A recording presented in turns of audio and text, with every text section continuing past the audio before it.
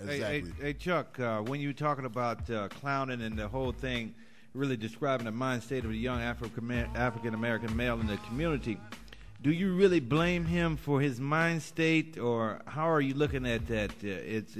I blame him like a grown man. He's saying something about a grown man acting like a child. Do you think society at large is the blame for his being misled and misguided like that, or is it his fault, or who do we focus on, and or are you trying to make somebody wake up, or how is this all working? You take Tupac out there, who started out with Digital Underground and was on a funk trip, and then he started thug life and representing all the cats in the hood, and the music industry got to him, and fame and the whole thing, man. He ended up in the pen. Well, Pac, to me, like I said, Digital Underground and Pac, we rolled them out on their first national tour. 1990. I remember Pac and Tretch, they broke in on the tour as rookies, carrying bags and, being roadies. That's what you had to do in your first year in. You didn't pop to be a superstar or on the first, thing. So, Pac, earned his stripes like everybody else. And he always was smarter than everybody around him. Now, that's one public perception that I don't think got across, that he was smarter than everybody around him.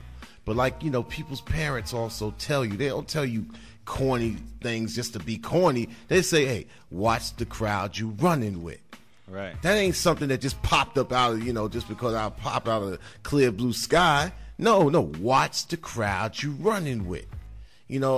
Pac was a concerned person reaching down in the trenches to pull people up. Right. But there was so many in the trenches, they end up pulling them down because you didn't have enough people to pull him up.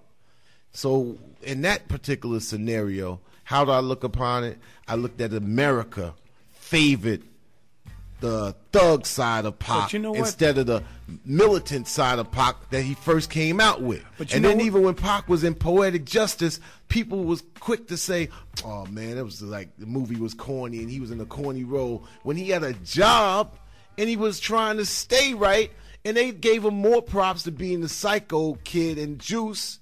And then on, what's the one? Above the Rim. And when he was trying to do something straight, every black, a lot of black cats was saying, oh, man, he came corny in that one because it was a corny flick. And my whole thing is like this. It's like, being on the plus side is like climbing a mountain. It takes energy. It takes effort. Being negative goes along with the American program because they always been on some killer nigga-ish. One of the things about Pac, though, just because you brought him up, one of the last things that he did was he held that press conference, him, Hammer, and Snoop. Right. And he said he was going to take all his people and start getting them all politicized. Exactly. He said, man, we're going to take this Thug Nation and start getting them to go vote.